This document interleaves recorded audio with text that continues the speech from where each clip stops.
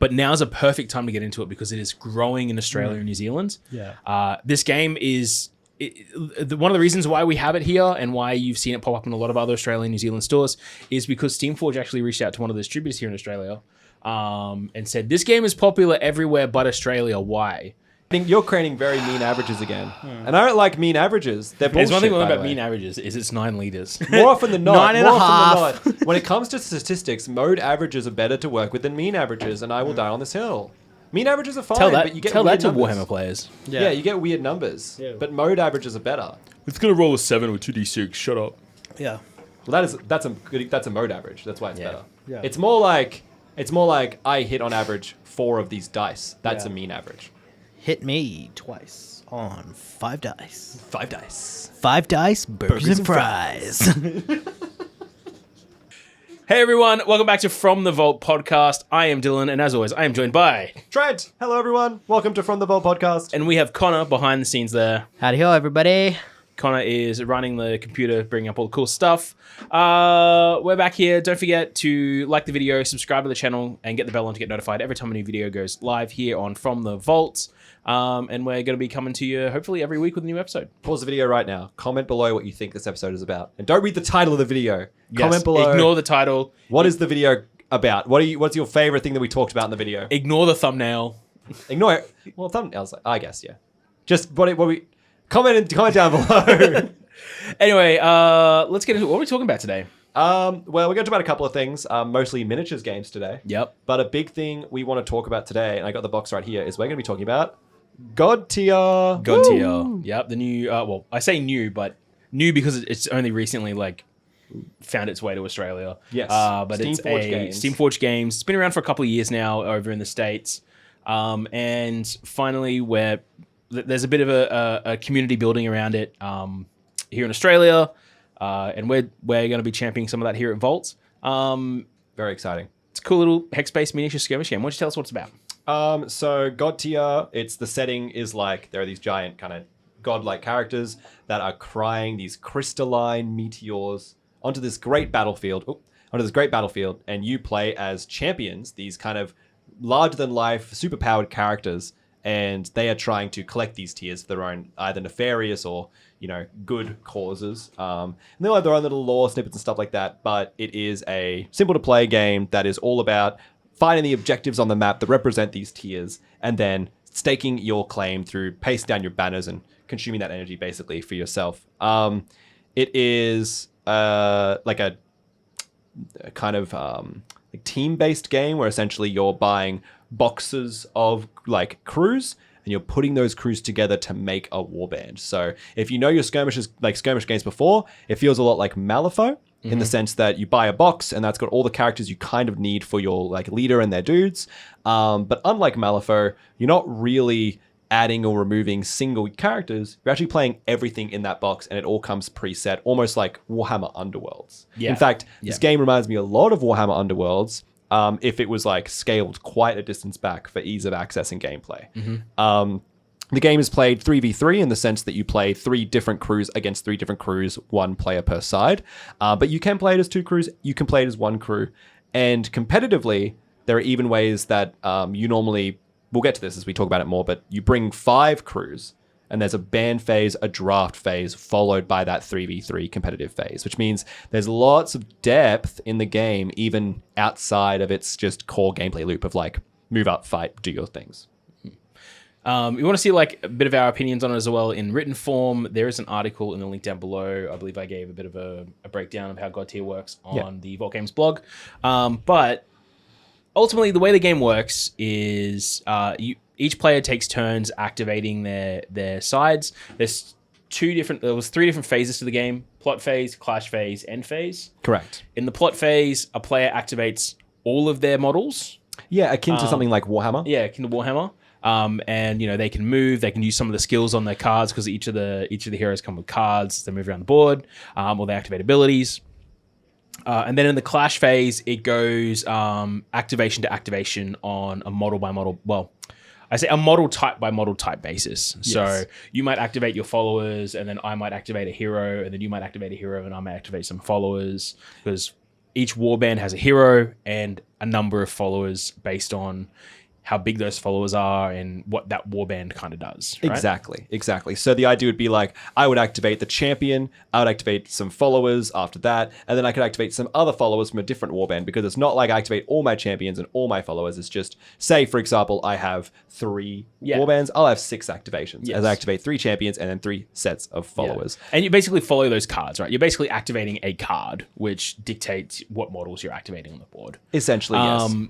And then, clash phase is typically where you do damage to each other. Some heroes or some followers might get knocked out, which can move how the game is scored, because it kind of feels like it's got that Shatterpoint element of like a control track almost. Yeah. So you don't just score points constantly throughout the game and then just, you're not going to end up in turn 4 with a completely insurmountable opponent, because the game is basically scored at the end of each turn based on where the marker is on the steps of the board. Yeah, so to break that down, that's basically like you'll take out followers and champions and drop banners and do your game actions, and that'll score you points. And then as you're scoring points and your opponent is scoring points, you're pushing this bar like up and down. And then whoever has it kind of on their side wins that round. And the only points that are scored are based on the round number. Yeah. Yeah. So, and it's 1, 2, 3, 2, 1. Yes. There's this kind of like, oh, sorry, go ahead. Yeah. It's like a bell curve kind of thing where round 1 is worth 1 point, round 2 is worth 2 points, round 3 is worth 3, and then 4 is 2, and 5 is 1. So usually by the end of turn 3, you kind of know who's going to win. Well, I don't know if that's true. I just think that like round 3 is the most, it feels like the most important turn because people are scoring the most amount of points. And a game can end on turn 3 if somebody wins round 2, because if somebody won round 1 or round 2, they could win a round 3. And if somebody wins round 2 but didn't win round 1, they can still win on round 3 because, and we'll get to this now, to win the game, you score 5 points. Mm-hmm. So when you've got a game that's 1, 2, 3, 2, 1, you're like, okay, if say it was Dylan and I versing and I won the first round, I would get 1 point. We go the next round, Dylan wins, he gets 2 points. If I win the next round, I'm going to be on 4 points, but not quite a victory. But if Dylan wins round 3, he wins the game. 2 + 3 is 5, right there for you. He wins the game, and all of a sudden, it's like, I need to make sure now in round 3 that I'm committing the most I can. Champions have things like ultimate abilities that can only be used once per battle. And those ultimate abilities, if it's round 3 and Dylan might win, I kind of have to pop a couple of those. That's important stuff. Yeah, I find that the games... in my experience with the game, I found that round 2 becomes a really important space. Definitely does. Because if you win round 1 and then you win round 2, you kind of at a point where you can back off a little and you can kind of feel out what your opponent's doing a bit more. You can set yourself up for round 4 because you can afford to now hemorrhage round 3 because your opponent is now going, if they win round 3, they win. I need to commit all my resources to round 3. Yeah. And you go, okay, I'll take a step back. I'll lose round 3. I'll hemorrhage that. Now on round 4, because I did that, I've set this up properly. I can win on round 4. But that's a risk because now if your opponent wins on round 4, game's over as well. Yeah. So... And the best part about it is that if you go kind of player A wins, player B wins, and then player A wins, and then player B wins, it's 4 points each. And then there's that 5th round. Mm-hmm. So if you're literally going back and forth on who's winning, it always goes to round 5 in that respect. So that's really cool too, that there's that option as well. Where I think in a lot of these games that we see, games like, we play these all the time, you kind of Warhammer style games, 40k, Sigma, Warcry, and even to an extent, I've seen this in Star Wars Legion, where a game can kind of get to the second battle round, and it's like over. Yeah, it's like someone's got 40 points, you've got 3, and you're like, what's the fucking point? And also, like, you've lost 2 ATSTs in the first round to some good shooting. Your opponent has set up the ion batteries and just go, okay, your ATSTs don't have any shooting at all, and I've set up some sight lines on your because maybe they're rebel ATST. I've set up sight lines on your vanguards. It's over for you at this point. Yep. You might be playing 40k, and all 3 of your land raiders have been popped already because your opponent has got some lucky rail cannon shots. Like these things can just happen, and it makes you go, even though the point scoring isn't quite there, I've lost so many assets that's not playable. And you mentioned this earlier where you said champions and stuff could be knocked out.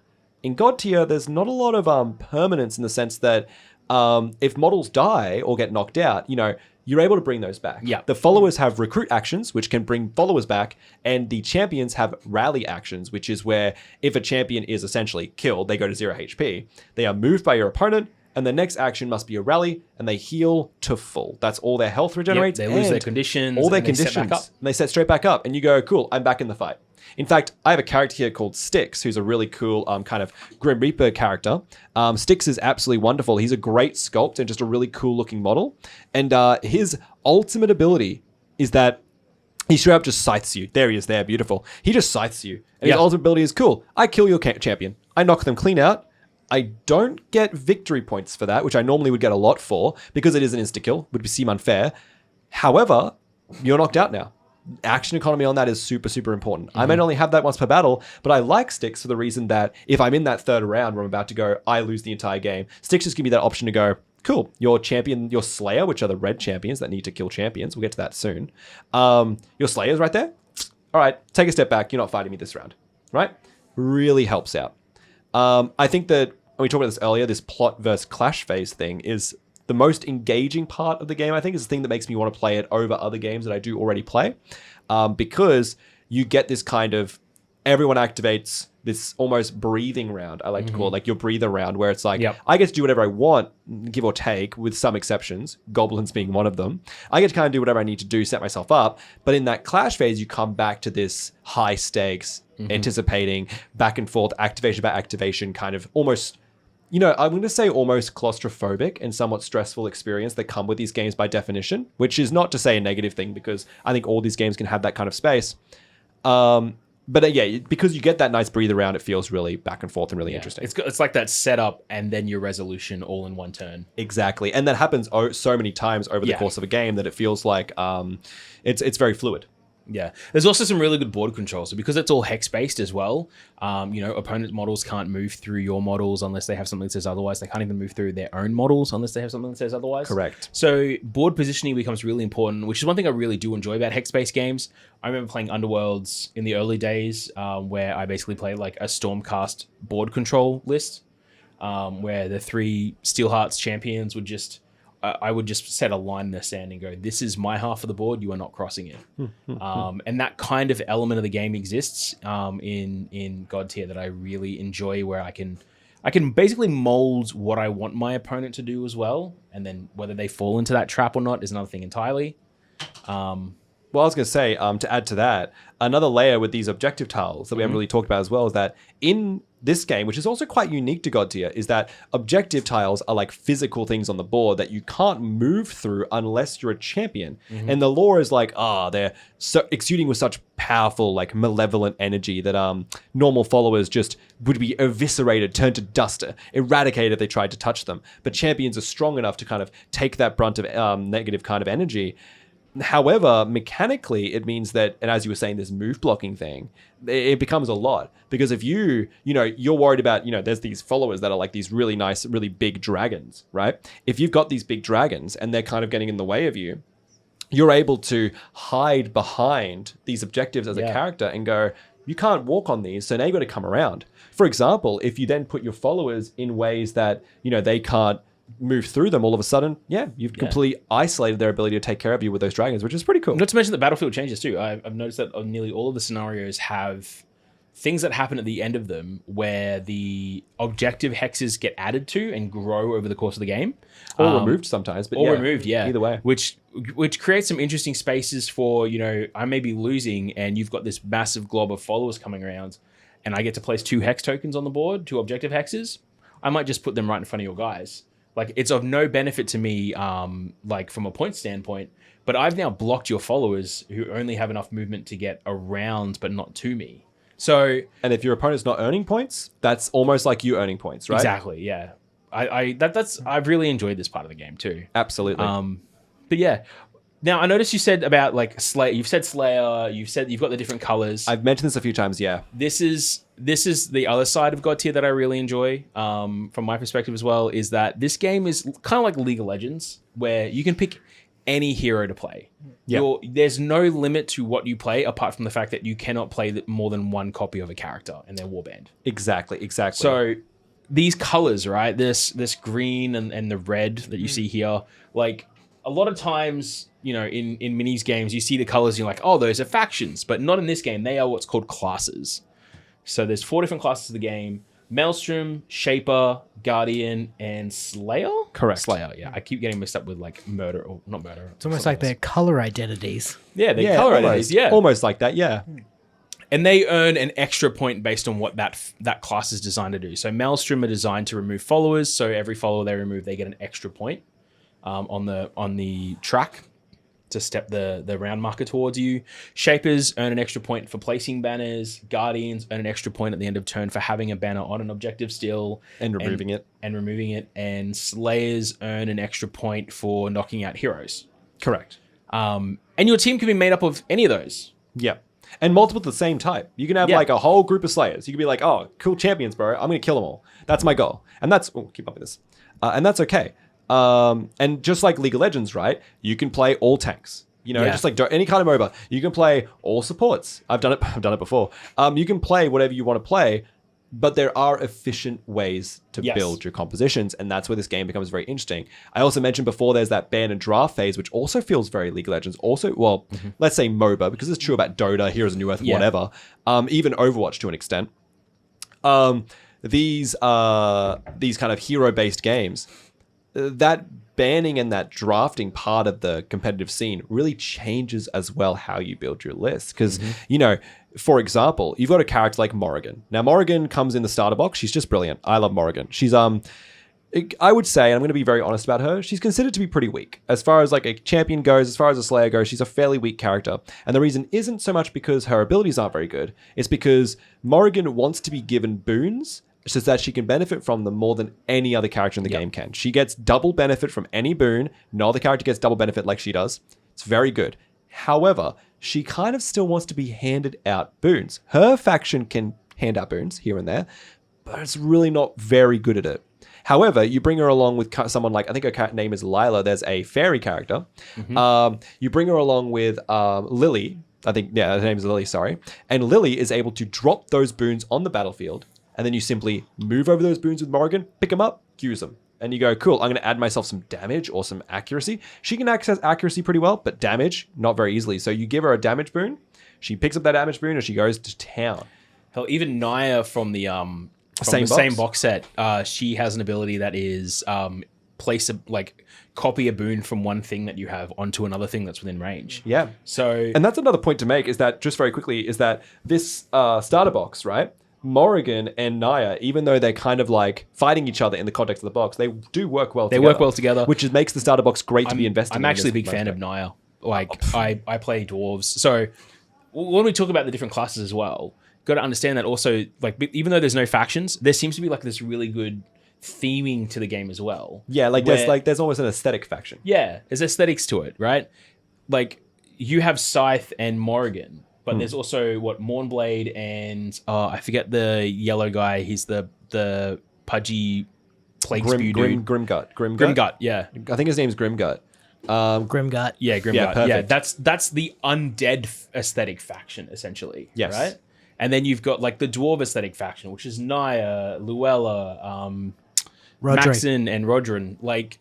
Rodri, sorry. There's these really great aesthetics throughout the game as well that just kind of tie everything together. And they also synergize pretty well mechanically. They're not necessarily like, they don't say each other's names or care about anything like that. They're not so designed that way. But I do like, especially in the context of a character like Styx and a character like Mournblade, who work really quite well together, because Mournblade is all about rallying knockdown champions, and Styx always needs to be able to activate to get the most out of his like abilities and benefits. And I think that's, so it is very cool. It is very cool in that respect. And then there's characters that just kind of exist in a bubble. Like Kira. I think Kira just has a cool dynamic all by herself. Doesn't necessarily go with any other faction. But there are also like a very nature kind of infused faction kind of identity with some of the different boxes. It kind of feels like Steamforge has taken those faction identities to be like almost like a starter set kind of thing as well, where if you're branching out from your starter boxes and you want to have a group of heroes and warbands that kind of synergize, like if you go down the route of getting, all dwarves or all undead or all orcs or all goblins, like they synergize okay. I wouldn't call them the meta, but they synergize in ways that, I guess are really good for you to learn the game and learn that kind of intricacies of what happens when you're rocking three squads at a table rather than the 1 versus 1 that you get out of the starter set. Yeah. So I got to commend Steamforge for that kind of thing, right? Like, not to be sitting here like just glowing about this game constantly, but being able to point to someone who's new to the game and go, oh, you picked up the Naya vs. Morrigan starter set? Cool. Well, grab Luella, Rodri, and Maxon, and you have four guys to take to an event. Or pick up Soul, Grimguard, Scythe, and Mournblade, and you've got 4 guys to take to an event with Morrigan. 100%. And you're set.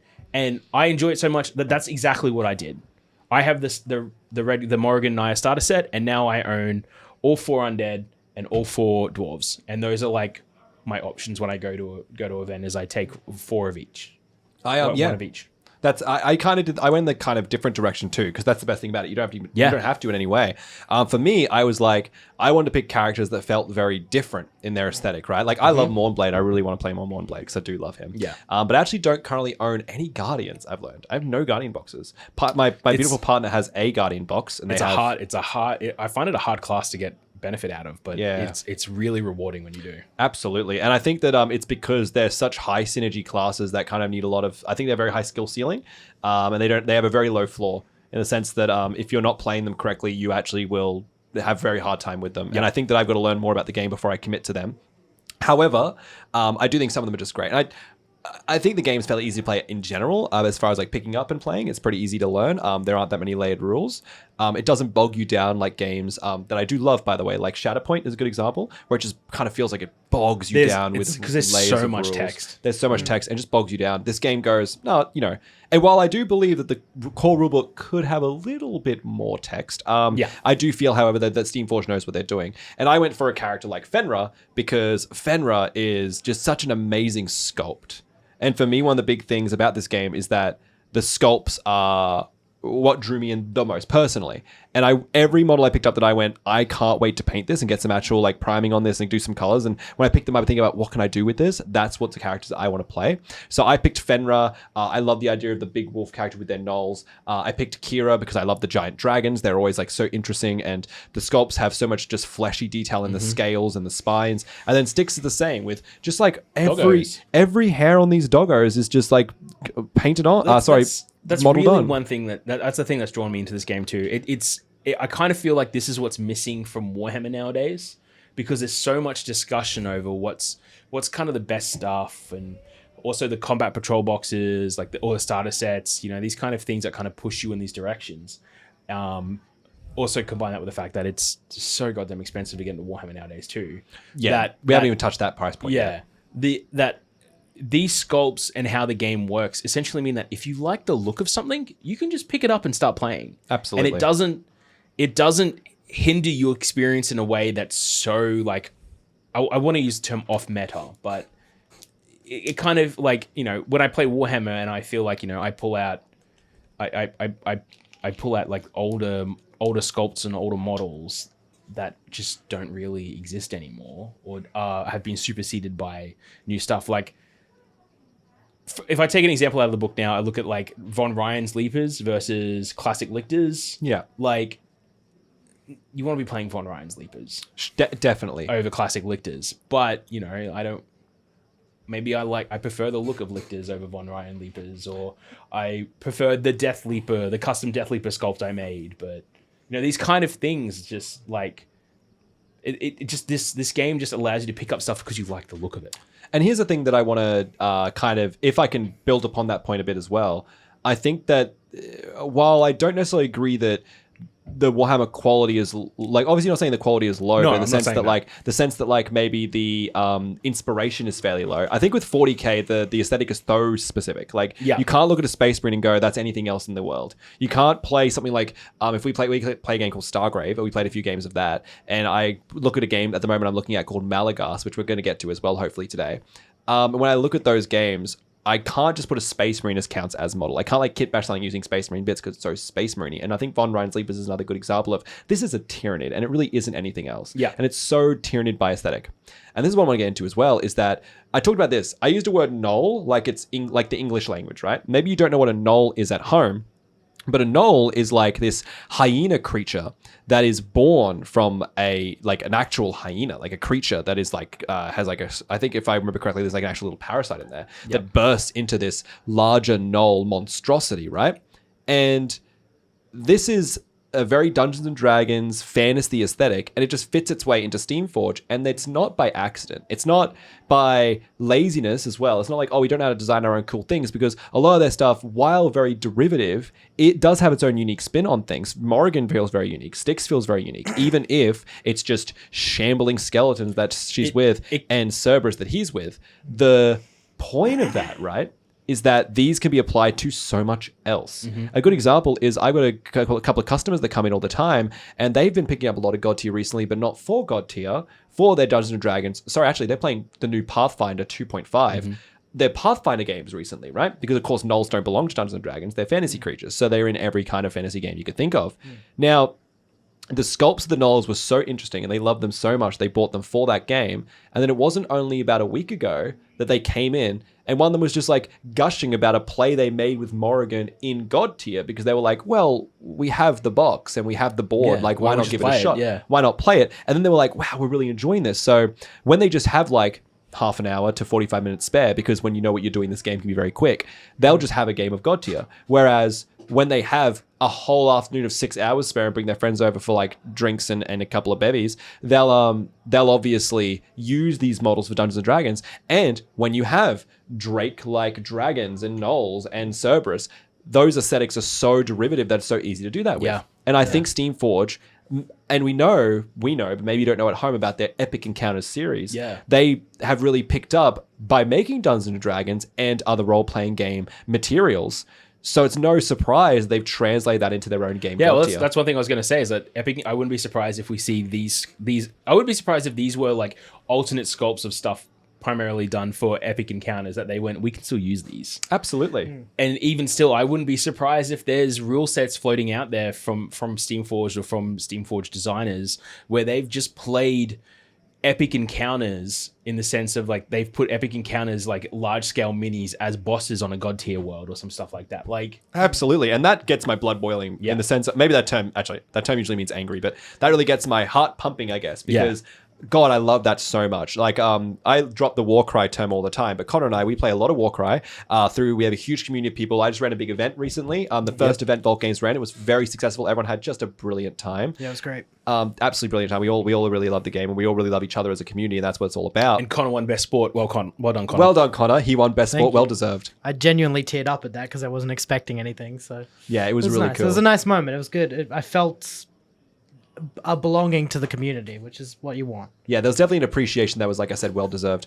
And we've been playing a lot of Warcry, and at the moment, Con and I have been back and forth trying to create more narrative versions of Warcry. I'm at the moment working on the next event, which is a big narrative event, including a big spider endgame boss, where I'm going to have the actual players play multiple games, and as they lose their models, they don't recuperate, they don't come back. And then at the end, there's like a boss battle where they actually all come together, and Munchkin style, there's only one victor, but they all have to work together, otherwise they'll never beat the boss. And then cooperation, the best. Cooperation. So it's meant to get a little bit under people's skin, though. That's the idea. It's meant to be a little bit like, Jason backstabbed me, or Connor backstabbed me, or whatever. It's meant to get a little bit like that, Triumph and treachery. Triumph and treachery, exactly. So, again, Warcry. Yeah. And Connor, at the moment, you're working on a Hero Hammer version of Warcry where we bring a single model, right?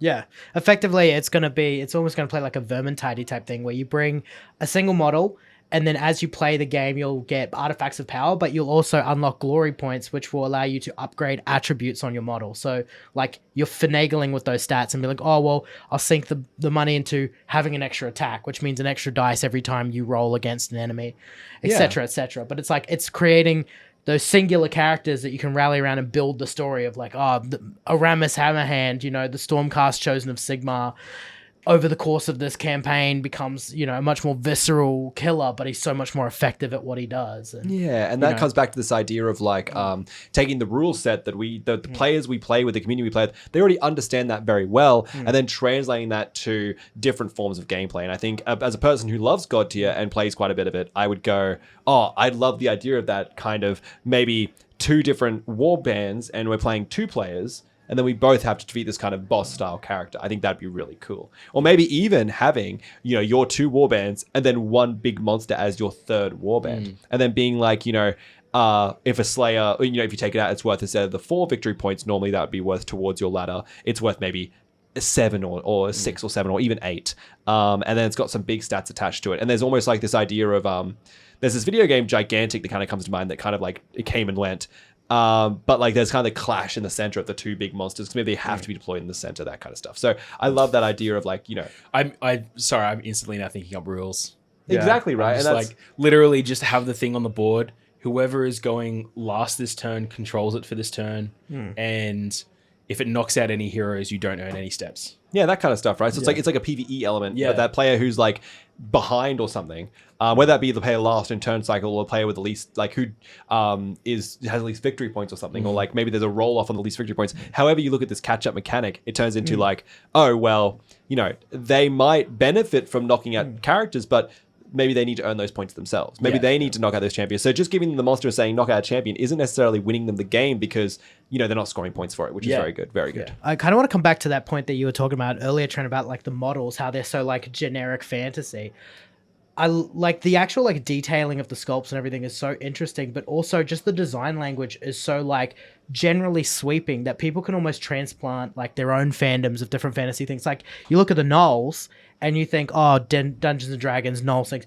I think of playing World of Warcraft and questing in Elwyn Forest and getting a group of people to take down Hogger, the big Gnoll boss in the forest. And those drakes, I'm from the face, I'm thinking like a little bit of Niv Mizzet, a little bit of Magic the Gathering. And with sticks, you know, I'm thinking, you know, Hades, that kind of, you know. Yes, that kind of vibe. Theros here. Yeah, there's enough in the design language of each faction that's unique enough that like that people can sort of it can wean in from other fandoms that already exist, which I think is really interesting. Exactly. It's no lie, like Godtear just laid on to. There's no question about that. That Kira is very Daenerys coded. It's very much Game of Thrones with her dragons. And obviously Daenerys had 3, but that's not the point here. If you had 3 dragons with Kira, this army would be broken. Everyone play Kira, but the dragons are already very good. I was really turned off Kira until I heard a game that Jason played with it.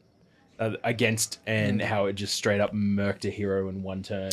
Like a follower did it. I love Kira. Oh, okay. Kira's interesting because, and you know, again, if you're at home and you're not understanding these mechanics, you know, we'll talk about this more and more, and we really recommend that you look this up on the Steamforged website. You can find all their cards there available. There'll be a link to Steamforged Godtear stuff resources in the description down below. Jump on there and have a look at this yourselves because there's some interesting stuff. For example, you know, your followers activate in this game and they do what they need to do, right? And sometimes they work in interesting ways. And Kira's kind of interesting twist is that when Kira activates, she cannot fight herself. She actually has no combat capabilities. On her card, it'll tell you that she has like this amazing flame breath weapon. You go to yourself like, whoa, what's going on there? Well, her passive ability is that whenever she activates, it comes from her dragons. So the dragons activate, they do what they need to do. But then Kira activates, and from that same dragon model, they're activating again, essentially. However, because Kira, the one that activated, and she is a Slayer, that's that red style one skill champions, if her activation from her dragon takes out a champion, that's an extra point for you. That's a 5-point swing, which can be massive. Amazing. Like the most points you can earn in a game is killing a champion and picking up a banner at the end of the turn. They're the 2 most points you can earn, each of them worth 4 points and a little bit more for their respective characters. And Kira does that super well. And you know what? I'm going to say this again. I say this about every game, right? It's so freaking cool to be flying dragons around the board. Like, that's so cool. Like, I love really cool miniatures. Personally, I also have a little bit of an affinity towards big models. Like, I love a game where I can have little tiny guys, like, you know, little tiny, what are they called again? The little select... The geodes. The geodes? No, they're... Quartzlings. Quartzlings, thank you. I was going to say, they got a cute name. Little quartzlings, where they're basically little geode men.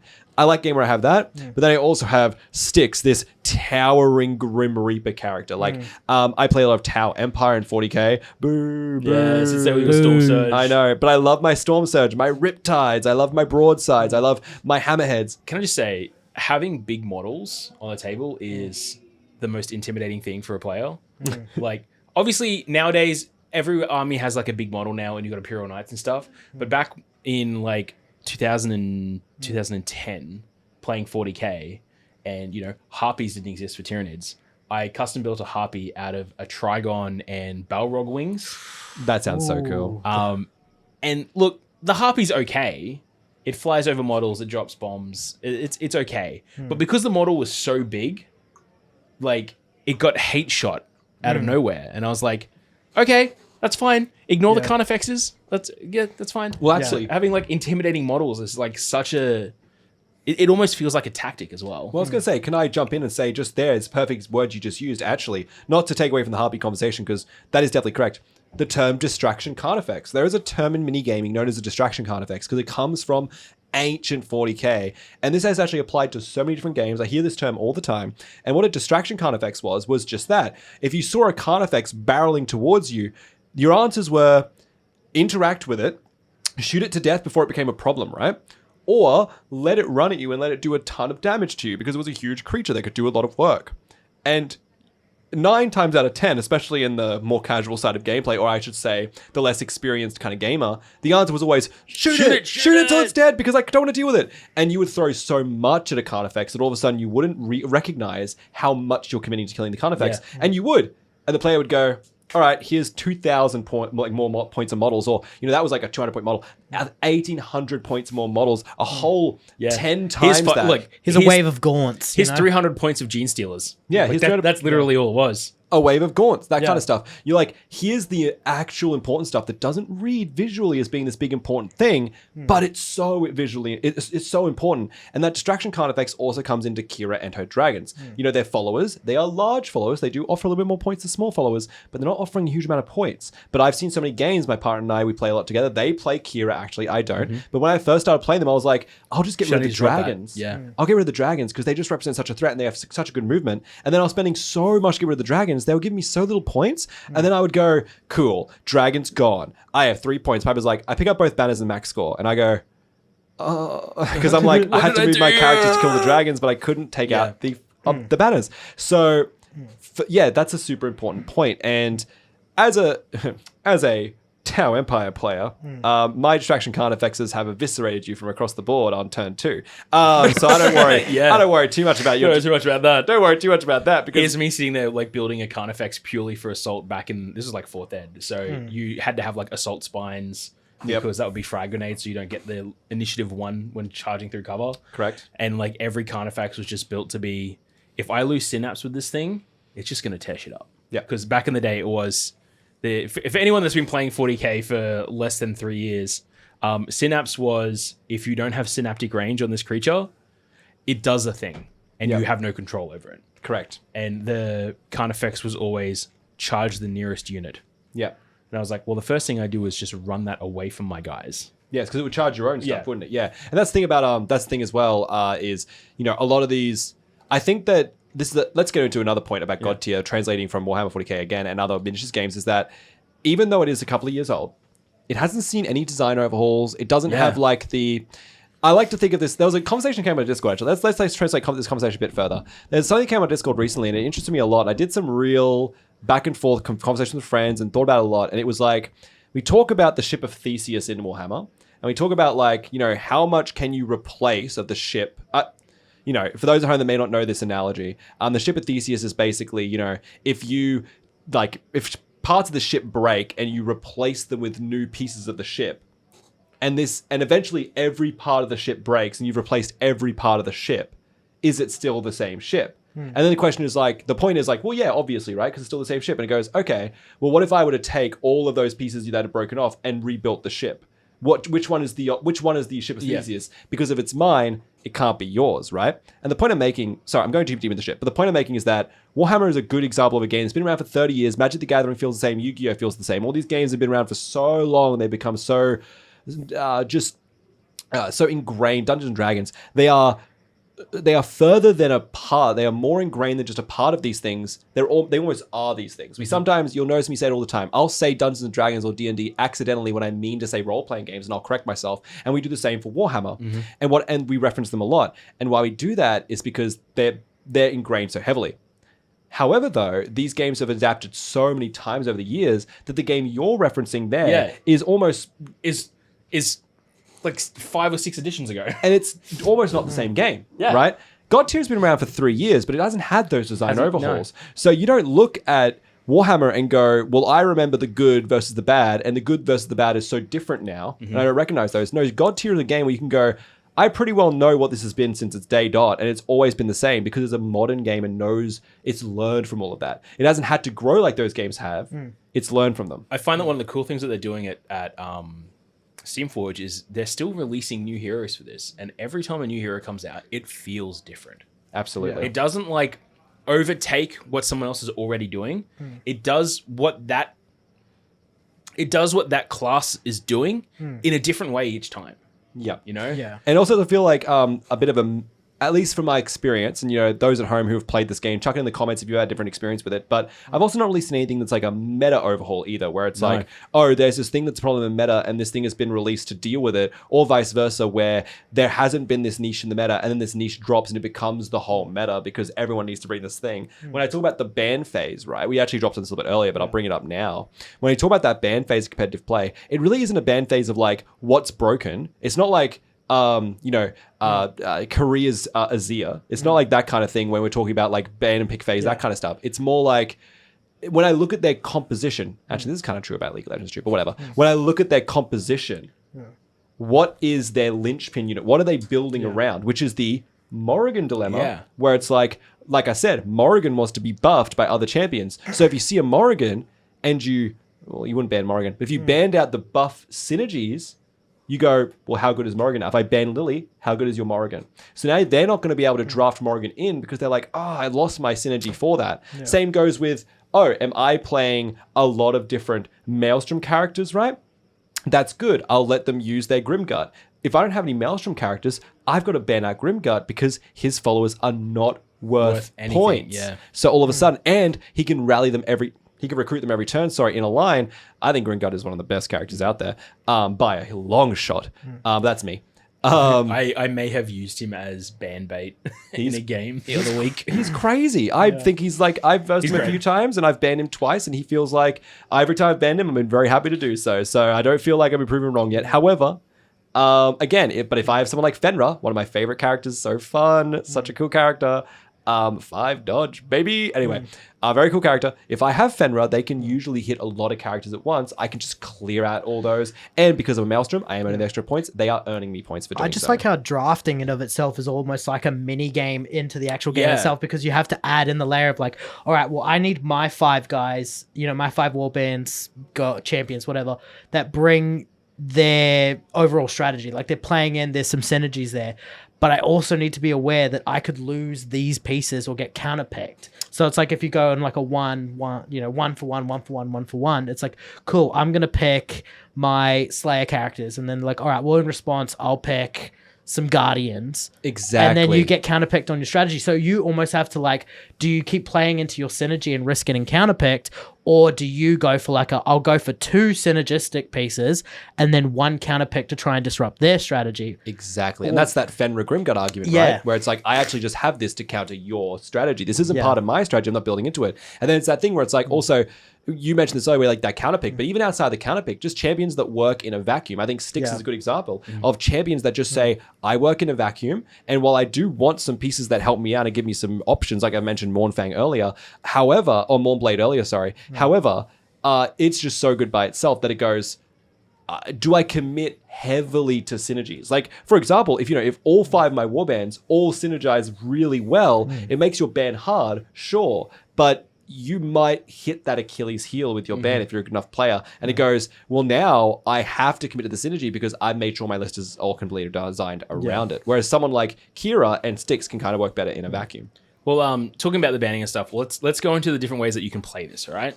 So first of all, you've got your basic standard play, which is you and your opponent, they choose 1, 2, or how many heroes you want to play, 1, 2, or 3.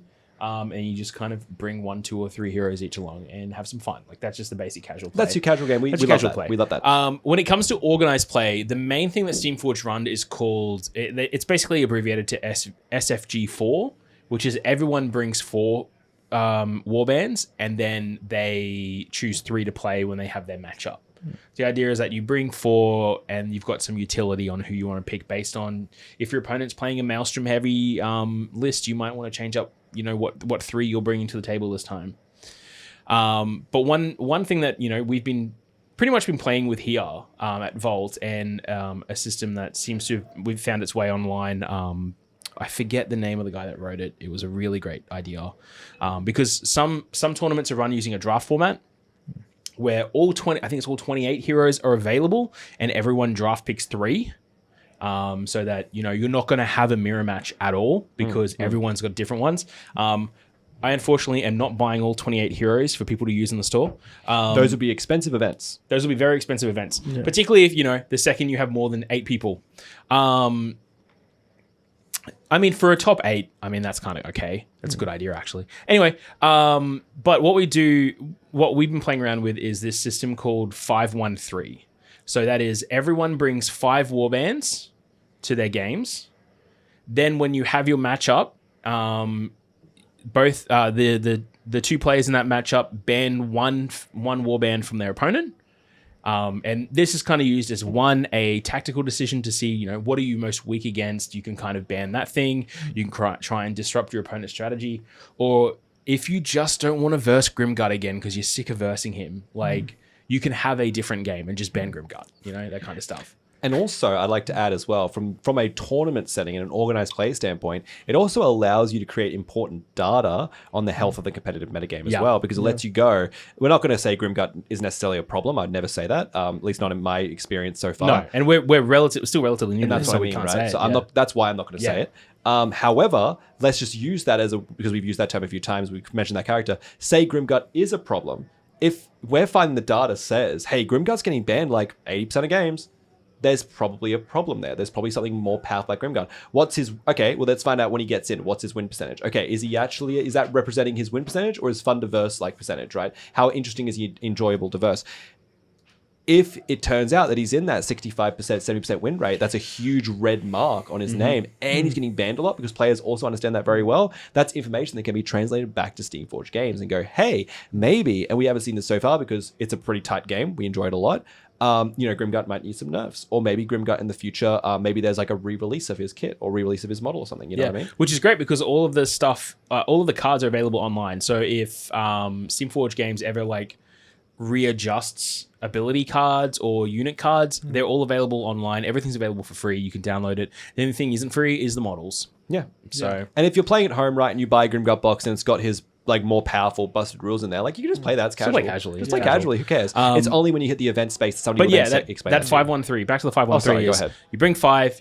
Each opponent bans one of your opponent's warbands. Each player bans one of their opponent's warbands, and then from the 4 remaining, that player picks 3 to have in the match. Exactly. So and I find that also really reduces mirror matches, because if your strategy is I don't want to verse, you can just get rid of it. Well, a good example is I find, and this is fairly unique, but I also find, let's go back to Styx. I love Styx. A lot of research on Styx.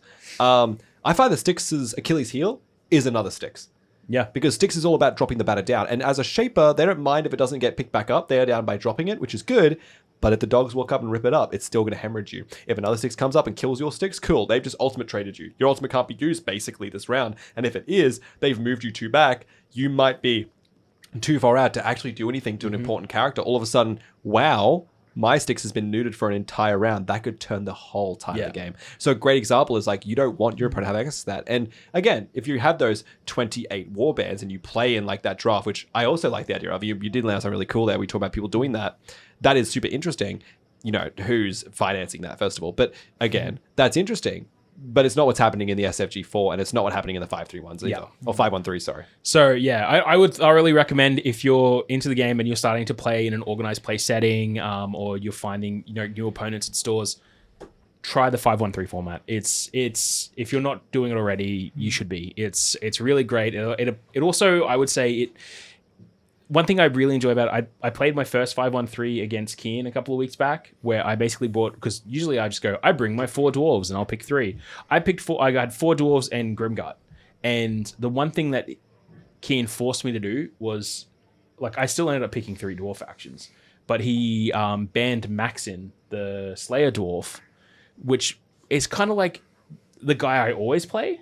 So for the first time, I've actually really had to learn how to play another faction, another warband that I haven't really had a lot of experience with. That's a really good point you've put there. Yeah, I think I do the same thing where I'm like, I get comfortable. I have a character. Fenrir is my character, and I build my composition that's like, what else am I good with? What do I understand at a core level? And then I Fenrir, and Fenrir is what I'm doing the whole game. And if my opponent goes Ben Fenrir, I go, oh my god. Oh, hang on a second. 38. Exactly. In the corner, just like rocking back and forth. Yeah, I'm like, oh no. I just wanted to have fun. And you know what? I'll talk about some other random thing. I always come back to this. I'm going to keep coming back to this. Never going to stop. The model quality. Painting the models is great fun. None of these models are painted because we wanted to show off. If you are watching us on YouTube, thank you so much. If you're listening to us on Spotify, how? And I'll get it up there, all right? yeah, I swear. He promises, Please, guys. I promise. He promises. I do it every week. He does. He promises. And if you're watching on YouTube, you're seeing these models. We want to show you their colors. But I am getting these models painted very, very soon. And the cool thing as well is, and these other model games, there's that classic like, oh, if you get a freshly painted model you bring to the table, you know it's dead turn one. You know it's not going to do anything in that game. It's not going to work out. But you know these models don't die. They always come back. It's great. So you know if you freshly paint your Fenrir, they're doing something in that game. That's the great thing that I found about Shatterpoint too, is like this game disincentivizes overkill. Yep. And I think that's the best thing for a skirmish game ever. Absolutely. Like when you're playing a skirmish game, you have such a low model count that you want to be able to play with those models, and just getting them nuked on turn one sucks. I also find that, like, especially in the times that we're living in, skirmish games that offer up the resources online for free to continue the support of the game outside of like, I bring it back to Warcry. You buy your models, you buy your terrain, or you buy the box set or whatever. But all of the compendium, all the basic rules, all of the different army lists, all available for free. Yeah. And that's why it's so easy to sell to other people, because the initial financial investment is not as large as some of these other like grand scale and then you games. get really cool models. Yeah, and that's what I was going to say. The financial investment, yeah, you're absolutely correct. You're not buying like an $81 freaking Codex rada. But at the same time, you're also... you kind of justify it a lot better because you go, well, I'm not just buying Godtear models. And this is why I talked about earlier with RPG models, stuff like that. I'm buying these things because they're a really cool hobby experience for me. Yeah. I get to paint cool dragons. I get to paint a cool little wolf. Like Fenrir has all these crystals growing out of their back and out of their mane. They've got these like tattoos kind of etched into their skin that you can imagine glowing. They've got these really cool like kind of wrist like band kind of things, these kind of wrist bucklers that have all these like kind of runes on them. And they're on this really cool like tactical rock with a bit of freaking spikes coming out of it. Old tactical rock. The old tactical rock. They've got scars running across their chest and arms, and there's just so much to look at. Like they've got these kind of weirdly like bushy eyebrows, which is strange for an animal, but you know they've got all these details going on, and that makes them. This one's great. What's his name again? Sorry. Wraith Marid. Wraith Marid. Yeah, Wraith Marid is a good example. Yeah. All of his like loincloth and his weapons and his like. They're great models. They're great models, and there's so much to hobby with them that makes you go, well, even if I don't love Godtear, even if I don't want to keep playing it, I've still spent like a good 15 hours painting these models and having like listening to some podcasts in the rain on under a tin roof, just painting these models, having a good evening. That's something that I've done for myself. My own mental health that's things really important to us here at Vault, and I think go to therapy. People's mental health. It's funny, but you know your mental health is very important. These things really do help, especially also in a world where you know we're all busy, where most of us have jobs. And if not, you know, there's also ways where it's like people in the world of technology, we don't always have time to see each other physically. So be able to jump on Discord and just do a little bit of miniature painting and still be able to hang out with your friends, you know, that helps a lot. And if you're doing that as part of your game, it just goes a long distance. And that's where Warcry comes up as well, where again, those model sculpts are just so high quality and so full of character that it just lets you get lost in the source. And then there's also a game which lets you justify what you're investing into next and kind of build you towards a bigger path. Yeah, like I'm genuinely thinking about using the Wraith Marid model as a stand-in for my Croxagore Chieftain custom Warcry profile. That's because he's of the same, like bigger scale.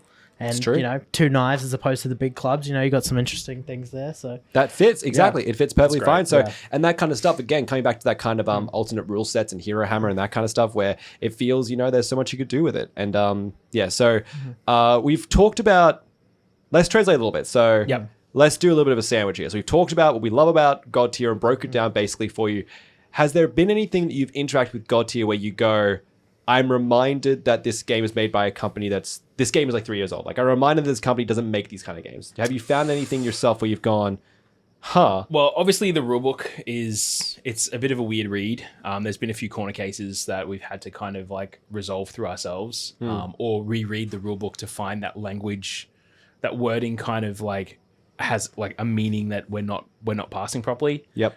So that's kind of like that's a letdown. But I mean, like when I say these things, it's really just minor.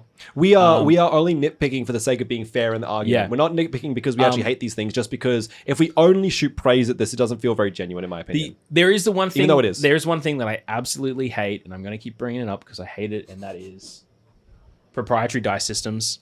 That's interesting. I hate proprietary dice systems because they remove accessibility in the sense of these are the only dice that do the job. Well, Sorry, I'll let you finish. Sorry, go ahead. And secondly, if you go these, like, one thing to note is these dice also have like weird sides. Like three of the sides are 1, one of the sides is 2, and 2 of the sides are blank. Yep. Right. So it's both a blessing and a curse where they hurt probability understandings when it comes to the game. Where, if you look at a standard D6, you can kind of estimate where dice numbers are going to roll and where they're going to land. If I look at a group of like 8 D6s and I know that my pass or fail is a 4+, then I know that, well, I'm probably going to get 4 out of this, and then I know that. So I can manage my risk. Well, here's my point to you, right? Let's add on that, right? So let's talk about Warcry for a second, right? Yeah. So do you know how to play Warcry for reference at all? Okay. So, and humor this at home as well. So I have a character who's fighting your character, okay? And my strength, okay, is higher than your toughness, right? What am I hitting you on? 3+. 3+, right? So I'm hitting you on 3+. What am I critting you on? 6s. Now, on a 6-sided dice, how many sides would 3+ be on? 3. Exactly. If it's not a 6. And how many sides would the 6 be on? 1. Yeah. So let's take a look at these dice right here. We have 3 sides of the dice that hit once and 1 side that hits twice. That means that on a 3+, I hit you, and on a 6, I hit you twice. I crit. So when I've been playing this game, I actually push these to the side because my brain does Warhammer math, because I've been, and you and I both, I think, been trained by Warhammer. So I've been rolling D6s, and my partner doesn't mind because we trust each other as well. They don't necessarily read that as well as I do, and they roll these dice. At the same time, one starter set of dice, another thing that I don't necessarily like, is not always enough. It's often enough. But it's not always enough to play the game very fluidly. You have to keep handing each other the dice back and forth. When I say it's always enough for one player, it's never really enough for two. Never really enough for 2 players, even though it's a 2-player box. Yeah. Or at least it sells itself as such. And it is a good 2-player box and comes with everything you need. And this is all you need more often than not. It's good to go, hey, Piper, here's your dice, and I get my 15 D6s. And I roll 3+ to hit, and 6s are 2 hits. So when I've translated to that, I could do the math a lot better. And do you think if you tried that, it would also work? Well, I don't know, because even though you're saying 3+ and 6s, there's an element there to the probability on the dice as well, because those dice, their sides don't match the numbers 3 through to 5.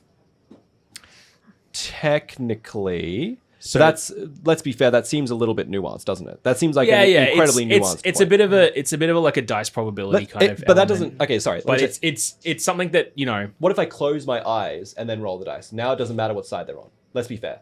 If I look at them, you go, that does matter, because we're kind of getting into 5D chess with time travel, but if I'm looking at these dice, I go, okay, and I roll them like this, I can kind of go, I knew what that was going to be to an extent. Whereas if I close my eyes and roll them, now it doesn't matter what the sides say, as long as it's the same number of sides. Would you argue that's kind of fair?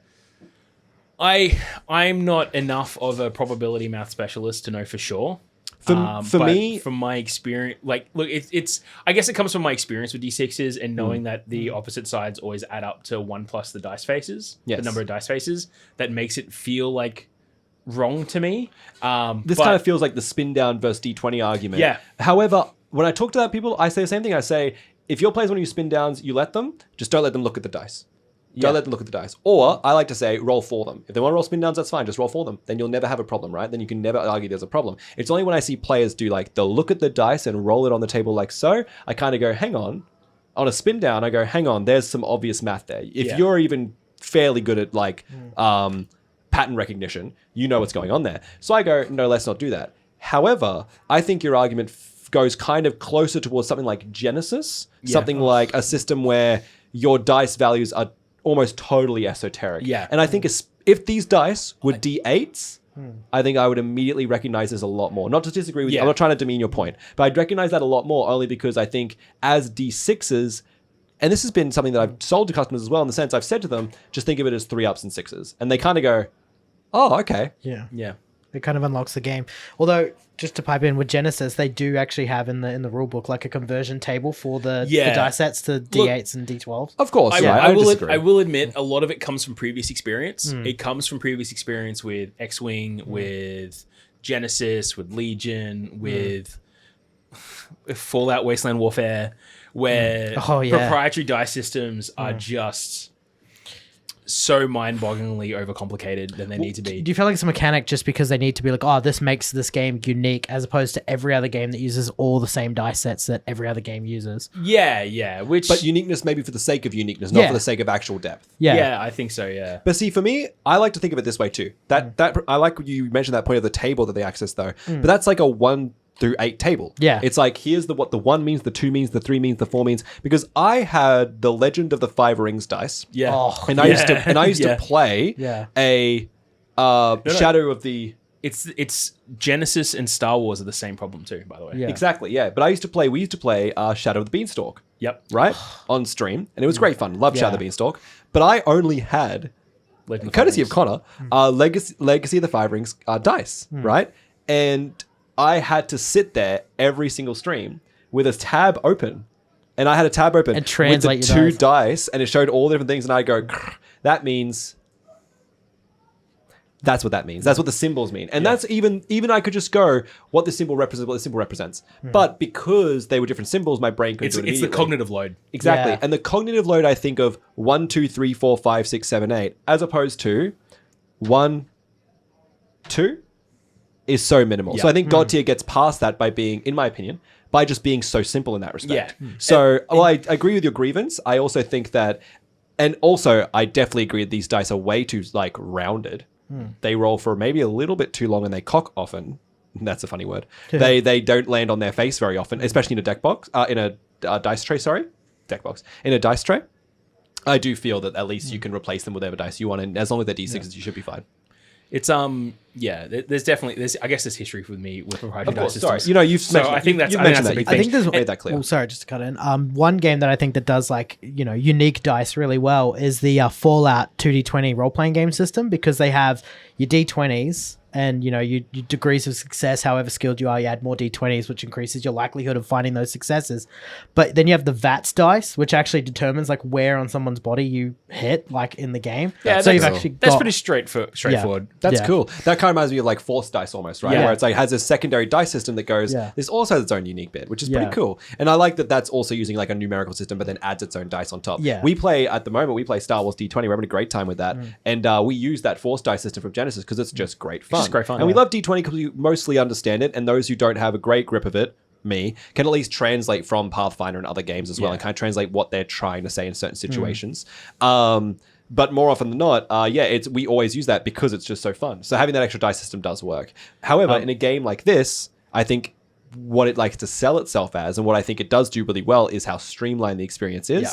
And I think that if they added any more than that, it would be a bit of an issue. I would say that, like, when I bring up my concerns with proprietary dice, there is an addendum to that as well. I do like that the way that these dice are set up, with 1s to 2s being crits, means that the profiles for these heroes and their warbands aren't as swingy as you'd expect out of Warhammer or Warcry, all that kind of stuff. Absolutely. Where you don't need to have really high numbers and all that. Like the big thing for me is I find that Godtear is a harder game to wrap your head around if you come from Warcry and Warhammer.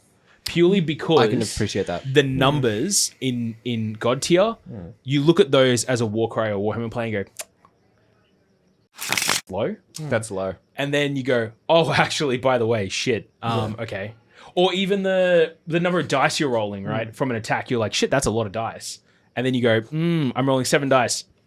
3 successes. Like, you know what? I will say this. It's also, I think this comes back to the idea that there's no modifiers, right? Yeah. You never ever crit on 5s, which you could do in Warcry. You could do in 40k, whatever. You never ever hit on 2s. Yeah. That's never going to happen. The only modifier is the number of dice you roll. You're rolling. Exactly. And then the simplified boon and blight system in this game we've talked about boons and blights, all right? Basically, every one of the 4 stats for There are 5. There are boons. 4 stats, and then there's an extra stat for attacks, which is accuracy. Yes. It's accuracy, damage. Okay, sorry. Then there's 3 of the stats and 2 of Yes. the attack stats. Yes, there you go. So movement, dodge, defense, Damage, accuracy, and damage. Right. These 5 things. They have a boon and a blight, which is a +1 dice or a -1 dice. Or in the case of Morrigan, +2 to the Plus boon. 2, yes. And you can never have more than one of a blight and never have more than one of a boon. And they cancel each other out. Thank you, They Connor. cancel They each other cancel each other yeah. out. So, so that really simple modifier system as well, I think, plays into that proprietary dice system being such a low to the ground success and fail number as well, which means you're like, you walk in there and you go, I'm rolling 7 dice. Oh, I only got to beat a 4. Hell yeah. And then you're like, 3 successes. Shit. Yeah. You know what else I will say? That's what I will say about these dice that I find really funny is that, and this comes back to what I was saying earlier with like the never hitting on a 2s thing, is that 2s and 1s in other games feel like they are something. They may not be something right now, but they are something. My Gene Stealers hit on 2s, but just because they hit on 2s doesn't mean that my Tyranid Warriors who hit on 3s are going to hit on 2s. But if I roll 2s, my brain kind of goes, there's something there. I was close. Whereas you can roll on 3, like when you think in Warhammer, you think like, 3 pluses is good. Like Space Marines, the super soldiers of the Imperium, they always hit on 3s because they're so good. And then in this game, everything hits on 3s. So you go, I roll 7 dice, I need a 4. And it's all blanks. Yeah. And there's so many situations where it's all blanks and your brain just kind of goes, I rolled nothing. But then you think about the second layer and you go, but it was 3 pluses and I rolled like 5 2s and 2 3s. And you don't know if that was 2 3s or 2 5s, right? But you go, but 2 hits. And you're like, how did I roll that many 2s and 1s? But I then think about the amount of times in Warhammer that I've rolled all boots or all 1s and gone, oh, great. You know what I mean? So, but it feels like, I will say, it feels like in Godtear, maybe it's these dice, but it feels like Godtear happens more. It feels like I think in Godtear, when you succeed okay. But when you critically succeed, you wallop. And I will say that because find. because that is so rare as well in the game, and this isn't necessarily to go back to say, but it isn't swingy, but it is. It's not what we're saying. But I have seen games where it's like, I watched Lachlan and Mickey play recently, and it was a travesty.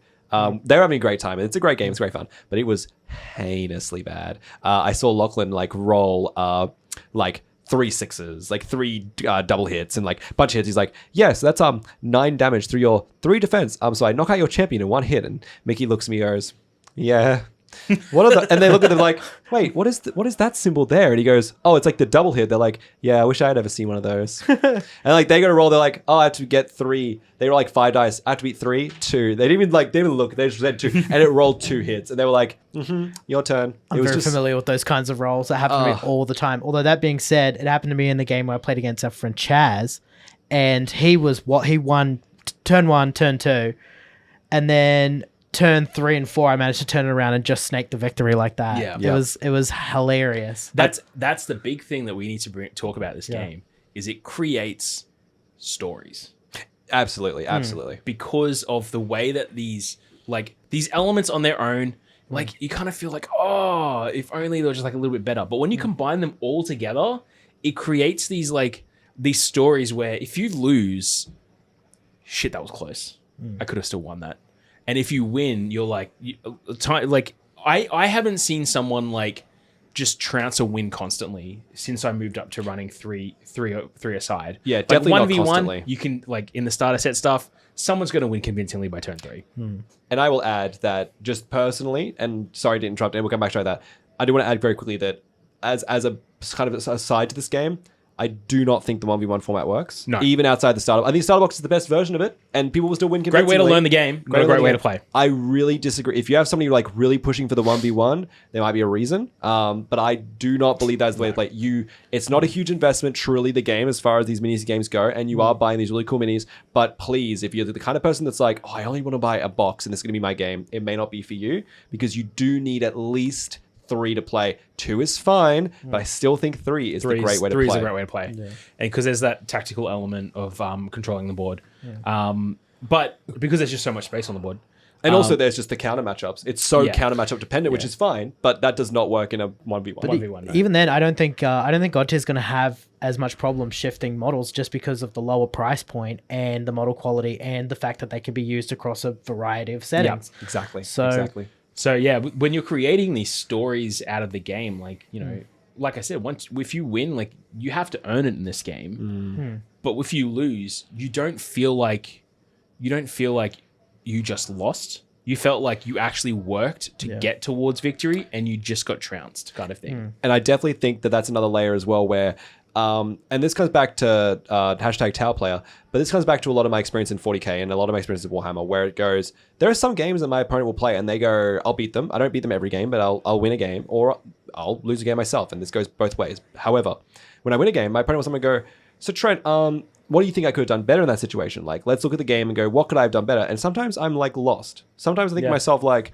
I guess you could have not brought 10 Terminators into 2 ion cannons. Like, I think you could have like possibly deployed this unit here, but again, I did kind of spike that roll, so who knows? But with Godtear, and while those situations can show up in Godtear, I have absolutely found many times, in fact, almost every time without fail, I can pinpoint the moments where I go, this could have been different. And sometimes it's rolls, very rarely, but more often than not, because it is a dice game, players, and that's great, but it is a dice game. And I think that also helps your mental as well. Like, hey guys, it's a dice game, don't worry. However, I can go, you know what? I blew Styx's ult too early. You know what? I think there was a game I played against Jason, and he came out on a victory on just a sliver. And it turns out we actually misunderstood Naya's ability, which is actually what won in the first round.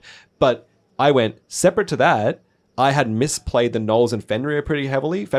I had utilized Fenrir's movement to the max of its ability, but then in an extension, I hadn't been keeping the Knolls nearby Fenrir, and we just didn't have any synergies between these models, and they just weren't doing what they needed to do. And all of a sudden, I'm like, well, I can't win the game now because my Knolls are being kited super hard, and Fenrir is off in the fairies doing whatever they want, doing their own thing, because I want the Knolls to trap the character, and that was good. However, once the recruiting started to happen and models kept getting picked up right next to that champion, and they were starting to surround my Knolls, Fenrir was just too far away to deal with them.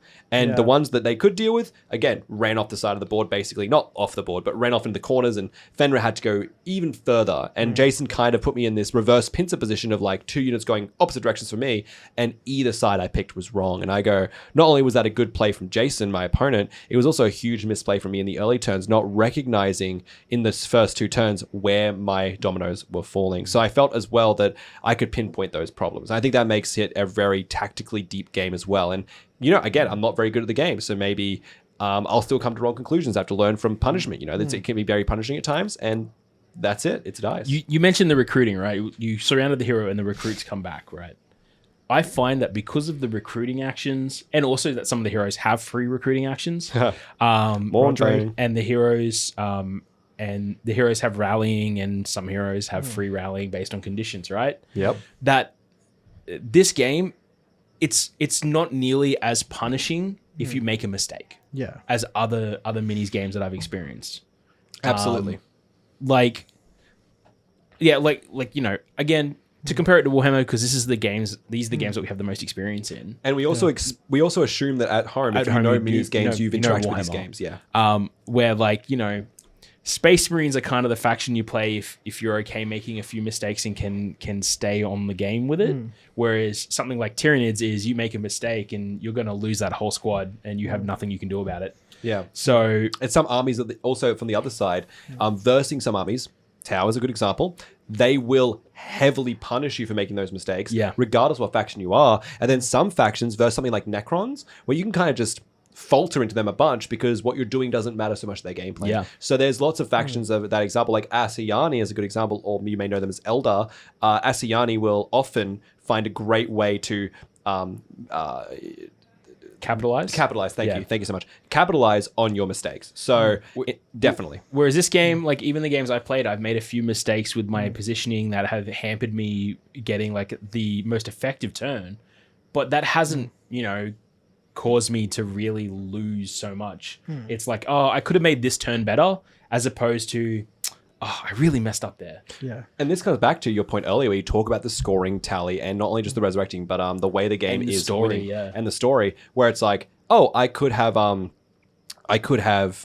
something better, but don't worry, it only loses me this round. Yeah. Whereas because those points kind of wrap up and your opponent might have overwon the turn, they might have won by like a good 8 points. They only scored them 1 or 2 points, or maybe 3 if that's really bad in the long run. Whereas in a game of Warhammer, for example, again, that example, or any of these, I think this goes to like Legion, this goes to Shatterpoint. A lot of these games, not Shatterpoint. Not so much Shatterpoint. Not so much Shatterpoint, but these are, wow, look at that, another modern game. But Legion is a good example too. You know, if your opponent does just earn 30 points in that turn, you've got a deficit of 30 points that you cannot and catch you've up lost to. a portion of your army, and now they have more points on the board than you have, which means they have more game actions than you win more. But with It this, starts to snowball. Constantly got access to all the toolboxes. Like your toolbox is there from beginning to end, regardless, because you've always got your champions on deck. You've always got access to those abilities.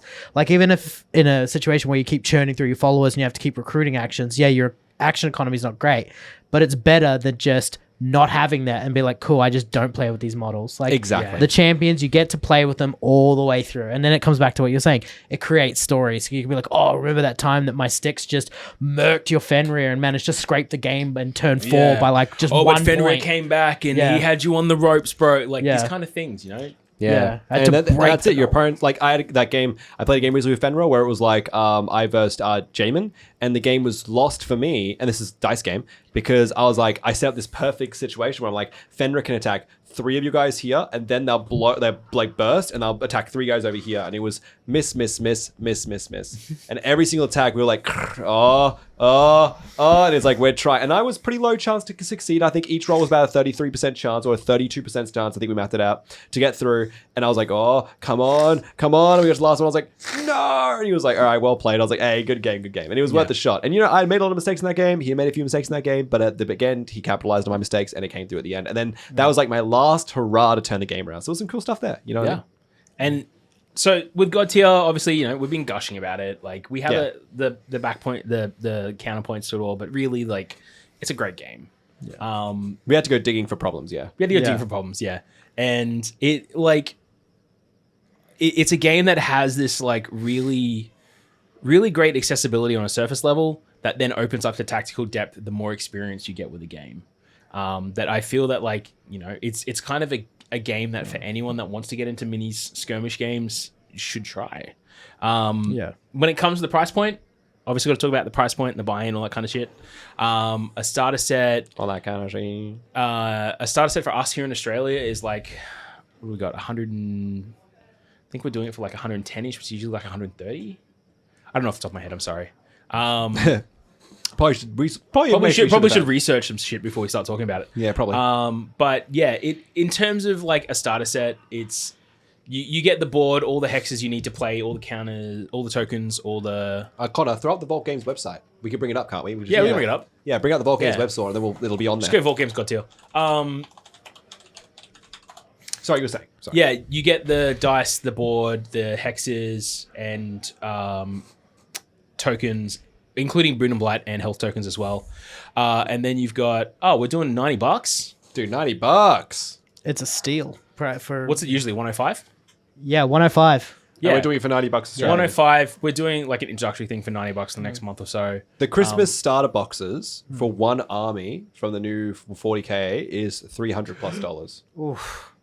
Okay, I was to be really careful because they haven't like released the pricing yet. I know. Oh, I don't know the official pricing for those at home. I wouldn't give you the official, but I know they're going to be $300+. Yeah. I know that they're more. Yeah. Look, that's all we have to say. So, nah. They're definitely more than 300. The GW police, But they're I mean, kicked down the door. $50 for, one Each warband. box. One warband, each yeah. box. Each warband's $50. What's it usually priced at? 60? 60, yeah. Yeah, even at $60, like It's if we weren't doing this introductory discount at $105 plus $60, like realistically, a starter set and two more warbands are kind of Is all you'll ever need, really. If maybe 3 more warbands if you want to do the 513. But and if you've got, you and your partner getting into it, you're your best mate or your roommate, whoever it is. it's great, and it's so easy to just pick up a wouldn't work, warband like every couple of weeks to flesh out your collection. which is what I have been doing. I mean, I do. That's what Afterpay is a thing. Like, if you, All right, we can't. Yeah. Bad credit decisions aren't something we need it's to not. promote It's here. tax advice. Yeah, not legally, it's not financial advice. Legally Not financial financial advice. advice. Not I'm financial just saying advice. that me personally, I use Afterpay, and I usually grab about 2 warbands, 3 at a time. And if you don't have Afterpay, we offer ZipPay. Yeah, ZipPay as Look, well. we're joking. Look, Sunk or again, paid for. this is not what we're not here to sell this to you necessarily. That's not our role here. We're not here to say It's to you, just from a please buy price the point product. perspective. We just want if to you make had that an option clear. between this and Warcry, this is better. Yes, Like, which is tough to say because Yeah. Connor and I really like Warcry. We really I fly know. the flag of the. We might even have a Warcry episode coming up on the maybe- podcast. Ooh, I'm that's excited. maybe why I said it. Yeah. He's poking the ball Defend now. it now, Yeah. assholes. Can I borrow your Kevin model, please? Yeah, you want to borrow Kevin? Yeah, you For can borrow Hairhammer? Kevin, dude. Excellent. Yeah. Amazing. It's my Fromoroid Crusher Corn Demon Prince. He's a cool model.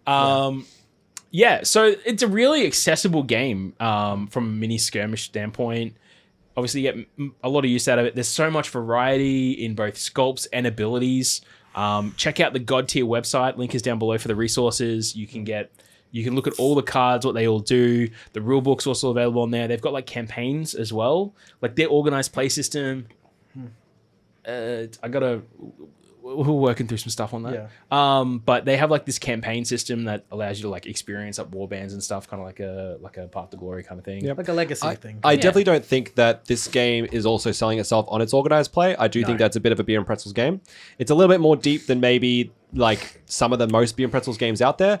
Warcry being a good example of a game that's very, very surface level. Yeah. And it really makes itself tactical by the movement opportunities the Warcry offers you and the kind of action economy tactics. I think that's the 2 layers where it's action economy and initiative tactics. Once you get past those, you start learning those really heavily. Warcry can be very layer It's one. quite literally 4D chess. It's quite literally, yeah. Whereas with Godtear, it's a few more layers deeper than that. However, and this is the best part, I think this is a slight to the game. Also, I think it's a benefit of the game that it is so kind of quippy, snappy, and fast gameplay. It is also fairly surface level to the point where you may also find, and I dropped this a little bit earlier, but I'll say it again. You may also find that this isn't necessarily your game. And I can't stress this enough, the miniatures are just great. Again, in the $50 box, you're getting up to like 6 miniatures. And that is, quite good value as well for the kind of sculpts you're going for. They're hardy, they're great, and they're full of detail. Just incredible models. Yeah. I would say that Steamforged Games, this was true with Epic Encounters, and it's true with these models as well. Get yourself a file, get yourself like clippers, and get a little bit of their, they've got some mod lines on them, but once they come straight off, the models look absolutely brilliant. They look great normally, And it's so but much for painting. so much detail. Prime for slap chop. Primer for Slapchop. Oh, for that's the Slapshot, only baby. way I paint. Yeah. I'm so You see lazy. my Croxagores? I remember like talking to Dylan, and it was like this is like 2 years nearly now. Yeah. It's like no, it wasn't 2 years. It was like whenever the Squig Hog Boys kind of first It was dropped. about a year and a half ago. About a year and a half ago. A year and a half. And I was like, bro, so I've just been like sitting here, and Slapchop did not exist. We didn't hear about this at all. And I was like, bro, check this out. Like if I do a black undercoat, and then I do a Zenithal spray in white, and then I throw the contrast over the top, it's this weird effect that it gives. It just looks really good. And Dylan's like, oh, let me try that on the boys. And he showed it to me. He's like, I love this. And then literally like 3 months later, everyone's talking about Slapchop, and they're like, yeah, you dry it's brush really white. funny because when I was building, I got a set of Warcry Catacombs and whatever, like the Warcry Catacombs. Thank you for that, by the way. Box set at home that has like all the terrain and stuff. And I had actually low-key been doing Slapchop without even realizing what it was, because this was like before they started doing stuff. So it was like I spray painted all the stuff black, I primed it all black, dry brushed it all up white, and then just did like red to orange contrast over it. So it had like this orange to red glow based on something that Alex Whitney did with his like Age of Sigmar terrain that had the really cool neon-y effect where he just did that same thing. I've seen that. And it's like the purples and greens. And then they're done. like, oh yeah, everyone like people coming and talking about Slapchop stuff, and I was like doing Slapchop not long after I did those orcs, and I was just like, shit, this is what I did with terrain like a year and a half ago, 2 years ago. Yeah, it's like with terrain, it just seems so organic. And then you're like, that would never work on a miniature. And then you do it on a miniature, you're like, oh my god, this is so good. And it's like, obviously it's looks at all my demons now. Oh my god, yeah.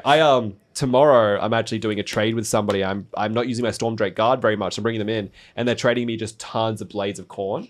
Like 3 Bloodthirsters, a Scar Brand, 50 Bloodletters. Oh my god, yes. And I'm so excited because I've loved Corn, but I've never had the push to buy boxes and boxes and assemble everything. But it's all assembled, and I'm just gonna go spray it all black, dry Slap brush it all chop it. white. It's so good. And I'm doing Demons in Slap Chop look so good. Looks so They're good. so gritty. I know. The I blades did of that for all my corn. Plague Bearers. Yep. All my like Demons of Nurgle, because when I did my Maggotkin stuff, it was all my regular guys were painted normally, Wraithbone underneath, and then I did the Steamforged did the Monster Hunter World game. I didn't know this existed. And then I did all the demons with Slap Chop, and just the contrast of the black to white like creates this ethereal aspect to it. Amazing. So good. So good. All right. Well, that was the slap chop segment of the podcast. Yeah. Ever. Do Slap Chop. Do slap Yeah. chop. Or don't, by the way. I recently, you know what I will say? I will say this on a whole different point. I recently painted a warband for Warcry. It was a Gloomspite Gets warband. Oh, yes. And I didn't use any contrast. What? I know. I went the whole thing Yeah. back to my roots. It was layers. It was glazing, blending, and washes, and it took way longer. And there was points where it was gruelingly bad, but I don't know if I'm going back to slap chop because I got to the end of don't that. When you're doing 50 models, Warhammer things, Yeah. slap chop, Hashtag just Warhammer hashtag things. just Warhammer things. So when you're doing 50 bloodletters, just slap chop them.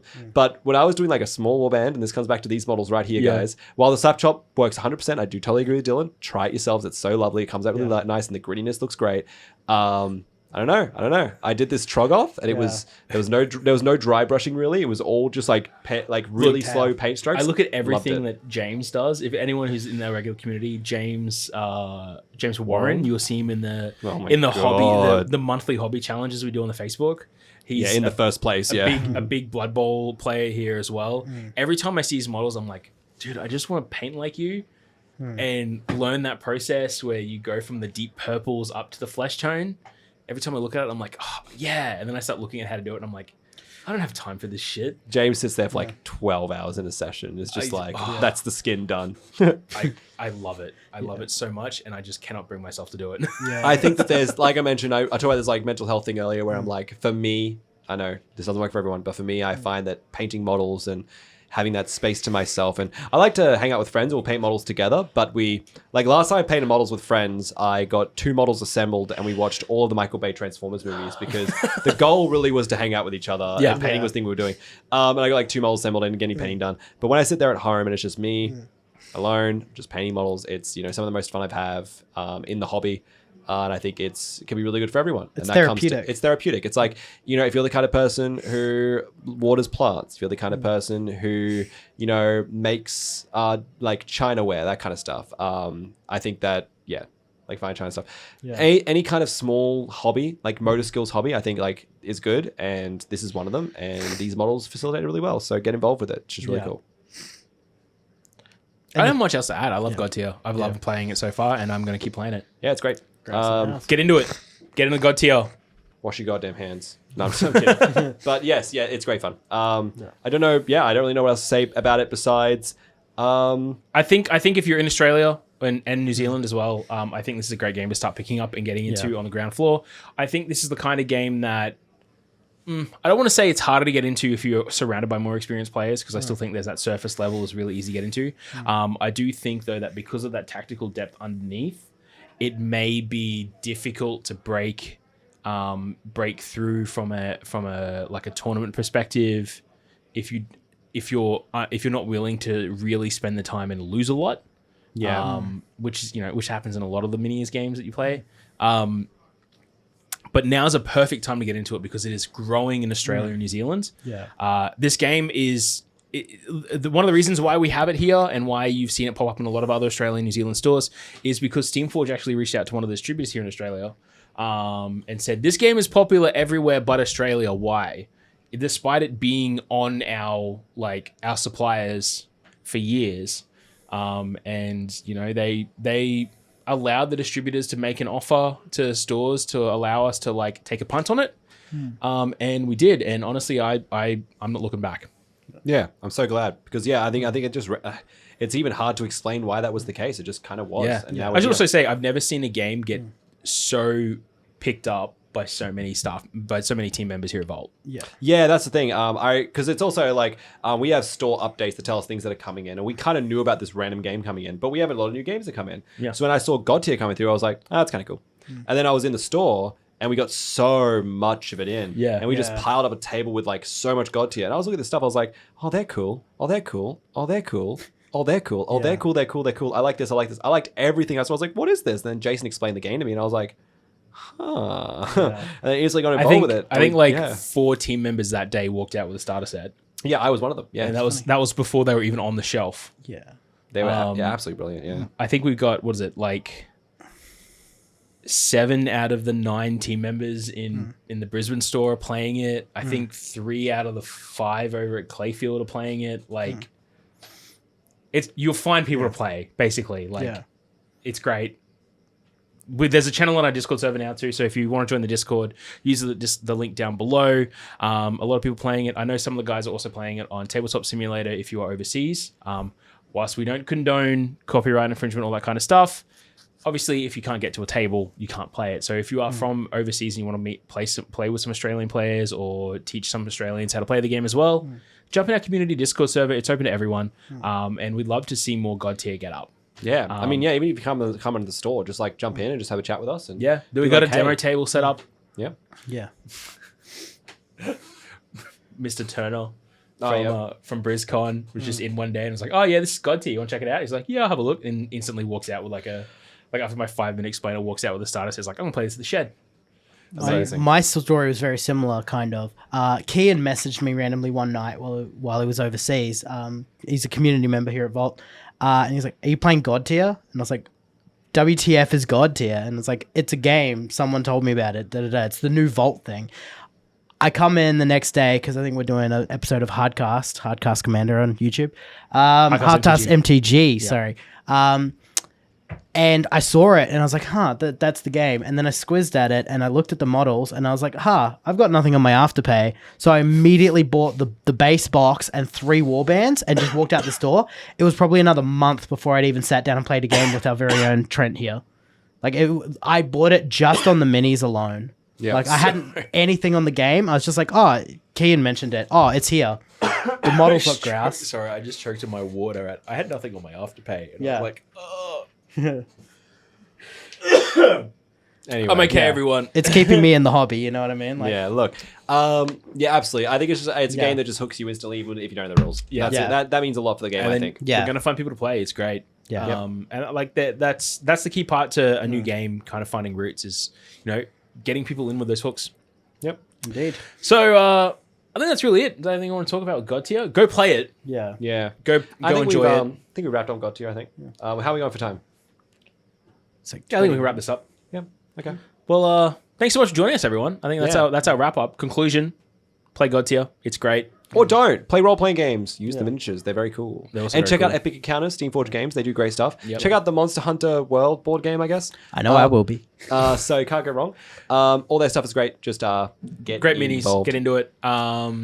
If you want to see all the resources will be in the description down below, along with a link to our Discord server, the Vault Games community Discord server, where you can hang out and chat about Godtear, as well as a whole bunch of other games. We'd love to see more international people on that. If you want to see more from the Vault, don't forget to hit subscribe, get the bell on to get notified every time a new video goes live. And if you want to help support us here at the channel, just like the video, leave a comment down below. Have you played Godtear? Are you looking into Godtear now? What kind of warband and heroes kind of like drawing your attention or that you enjoy playing the most? We'd love to hear about it in the comments below. Trent and I read it. I was going to say, Dylan and I read it. I've been on the last 2 videos, and our comment section has been so dry. The last 2 videos, I don't know what happened, but please. There's been some good discussions, though. Yeah. Like, every now and then there'd be like one comment that's like super long. I'm like, oh my God, yes. Yes, please. So if you have any opinions on Godtear, or if you're at home and you have any kind of maybe different skirmish games or really cool miniature stuff you've looked at, let us know. Jump in the comment section, talk to us. We really want to hear from you. It means a lot. And again, we talked about this on the podcast with Lachlan. We're going to talk about it again now. It really does help liking, subscribing, and it costs so little. It's just a click away. So little viewers here are subscribed, and we really do appreciate all that you do. And we appreciate you guys so much because, again, Dylan and I work together, we hang out together, we talk about this stuff all the time. We don't need to do a podcast. We want to do it because we like you guys and we love you guys and we want to show you the shit that we do and we want to talk to you about the shit that we talk about. And we want to hear about all the shit that you do. And that's also so important to us. So please, like I said, like, subscribe, ring the bell, and most importantly, chuck a comment in. Even if it's just say hello, you know what I mean? Yeah. Just chuck something in there. Say hi, Connor. Yeah. Hi, Connor. Give us something to look at. Even I troll through the comment sections as well. Yeah, we give you something to look at. So give us something to look at. Wee. Oi. Show me yours and I'll show you mine. You know what I'm saying? Anyway, that's it for today. Just like we appreciate you, I'd like to appreciate Connor for being behind the scenes there, doing all the audio and the clicky clackies on the computer. Thank you, Appreciate guys. you, Trent, for joining Appreciate me. you, Dylan. Oh, stop it. I appreciate Appreciate both the of shirt you. I'm wearing on the Balls. podcast today. I did forget we were recording today, and then Connor looks at me and he goes, "Nice shirt," and I'm like, "We're recording today." All right. So- Stay safe, everyone. Wash your goddamn hands. Bye. Bye all. Bye. Bye. Bye, Connor. Bye, me. Bye, everyone. Goodbye, everybody.